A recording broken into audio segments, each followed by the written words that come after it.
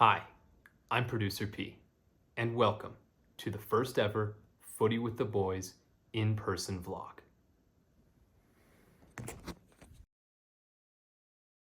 She said that American soccer fans, most of them aren't smart. They don't know the game, they don't understand. Gio. That guy Gazpacho. Sports can take a lame gorilla, okay? Advice, did you know that Arsenal died? He's got me buzzing. Up the talkies. It's hard to up them anyway. I'm not even gonna comment on that. Last Monday, on July 1st, 2024, Mike, Flags, special guest Nick Tracy, and myself got up bright and early, hopped into our cars, and hit the road.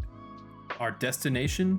Arrowhead Stadium in Kansas City, Missouri, to watch the United States men's national team square off against Uruguay in a must-win game to keep the US's Copa America dreams alive. It didn't go well. But first we had to get there. While the boys departed from the great city of Chicago, Get in, boys. We got a Bielsa to beat. I was the Lone Ranger from Denver, destined to take the long drive through the great state of Kansas. It was thrilling. 9 hours later, having once again reached civilization, I pulled up as the last to arrive at our cozy little Airbnb. The boys were back, and having not seen them for more than half a year, it brought a tear to my heart seeing that my arrival brought about as much attention as I could on the pod. Now I feel like I should add a little context to this game, alright? As anyone who's listened to the pod would know, the US men's national team has been underwhelming in recent years. We lose a lot of games that we shouldn't, and the games that we do win, we make it look harder than it needs to be, despite our ripening talent among our players. This lack of progress has been the main reason a lot of fans are calling for the replacement of our fearless leader, Greg Berhalter. Greg Berhalter, I mean, there's nothing going for him at this moment. I think that seat is getting awfully hot. I'm not sure how hot because it is still the U.S. Soccer Federation. But this man, since the World Cup, since he got rehired after being fired, has lost to Trinidad, needed extra time to beat a Jamaica team. Not just extra time, but a header in the 90th plus 5 minute, the last kick of the game, to get a draw to send it to extra time versus Jamaica in America, and then also gets the largest loss of his managerial career, the only time that the U.S. has allowed 5 goals scored on them since, I believe, 2016, and then before 2009, and then before that was 1990s. This is unreal that this man is still managing with how little he has on his CV. Despite the growing concerns, it feels like every time Berhalter's seat gets hot, the team manages to pull out a bare minimum result to cool it back down. This has been the recurring theme of the U.S. men's national team, giving the bare minimum. Fast forward to present day, and the United States is hosting the Copa America. Between the home field advantage, confidence from the recent tie to Brazil, and placement with the less than intimidating Bolivia and Panama teams in our group, the U.S. was set to walk by the group stage with a real chance at a run through the knockout rounds of the tournament. And then we played Panama. Holy, we have a lot to talk about. The U.S. shit the bed in Atlanta, which is the new home of U.S. soccer, against Panama, a CONCACAF rival in Copa America.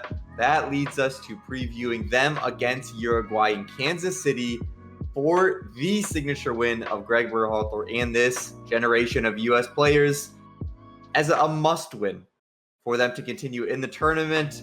With the dramatic loss, the second spot in the group was suddenly up for grabs.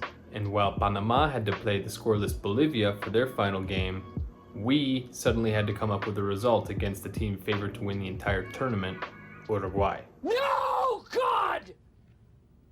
No, God, please, no! With a tournament on the line, into the Uber we hopped, and so began our adventure. Mike, Footy with the boys, Arrowhead Stadium. Uruguay versus USA. Game 3 of the group stage. My prediction, Flag's prediction, Nick prediction. First up, 3-0, Balogun hat trick. I'm saying it. It's going to happen. Flags, why am I wrong? I'm going to say 2-1. I'm going to say starts with a little Christian Pulisic goal, then a little Darwizzi 1-1. We're shitting ourselves a bit, but then Balogun, just absolutely, with the grace of God, sends one into the top bins. 2-1, US. You know what? I'm loving the optimism from the boys. I would love to agree with Mike, but I think I'm going to agree with Flags more. I think 2-1 United States. US goes down 1-0 early. Darwin Nunez goal. They fight back. The boys have some heart. I think it's a Weston McKinney header off a corner kick. Love it. And then a Fuller at Balogun continues the scoring form. 2-1, Estados Unidos. Vibes were good and hopes were high, and despite the smell of a storm on the horizon, there was still a taste of freedom in the air. With kickoff looming, it was high time we entered the stadium to find our seats. And boy oh boy, was it a sight to see.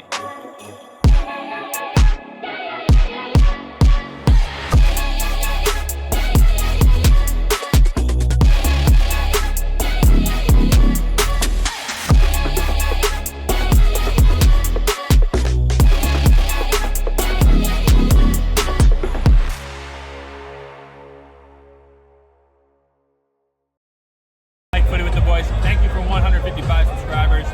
Very humble though, not letting go to my head, especially not the money. $14.50 for this chicken tenders, $18 for the beer.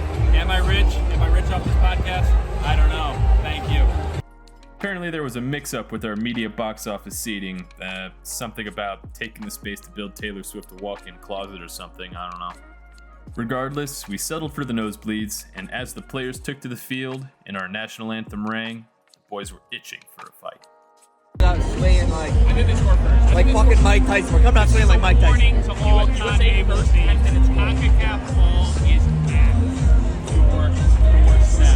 Tyler Adams is going to have an absolute performance tonight. Captain type performance, leadership, goals, all of the above. You have been warned. This is your final warning. Stop.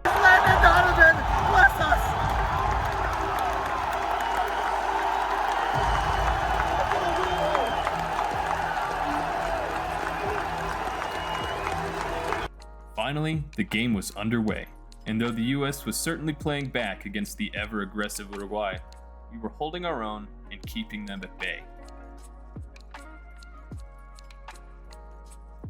After a long 45 minutes, the score remained 0-0.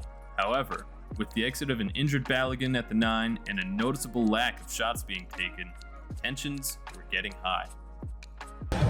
Mike, 0-0 at the half. What are your first half thoughts? First half thoughts are very positive. Big miss. Balogun going out injured, Pepe coming in, big shoes to fill. Everyone's performing well. Midfield's bossing. Gio Reyna on the wing is working. We just need to stay pressing. That's when we're at our best. We look like we can get a goal. The service just needs to be a little bit better, and we need to get a shot away. Test this goalkeeper. Come on, boys. Second half is ours. The second half began, and it became clear Berhalter had opted against taking Mike's advice. The US continued to stay back, and to many, it seemed clear we were playing for a draw. Then, finally, in minute 66 of the game, the inevitable happened.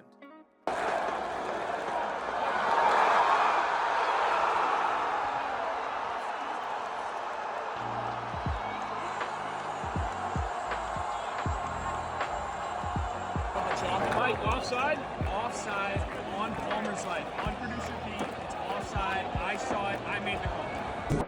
Despite Mike's keen eye, the VAR review opted against an offside ruling. A tight call, which stung even more given the questionable reffing throughout the game.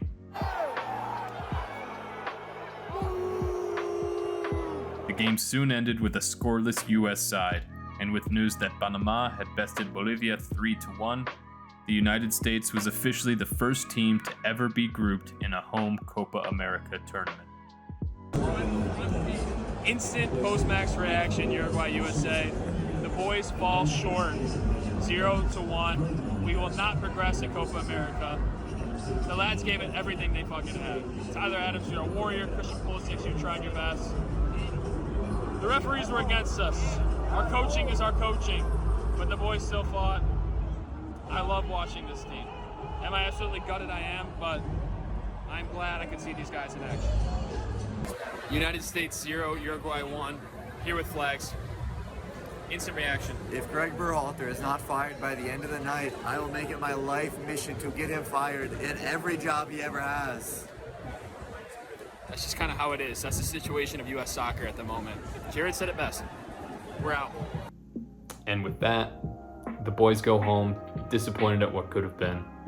Greg Berhalter was allowed back on the bus, and though there's been rumors and leaks of his replacement, nothing tangible has come to light.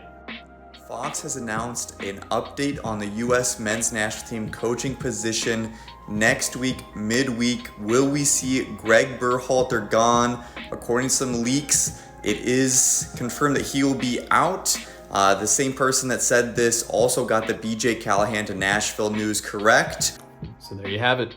First ever Footy with the Boys vlog. Hopefully next time we can go to a game that we actually win.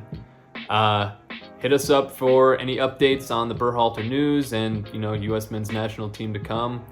Follow us on their podcast. Follow us on Instagram, TikTok, all those. Hit the like, subscribe, show us some love. Show me some love. I've been working my ass off on this video. And yeah, we'll see you guys around. Have a good one.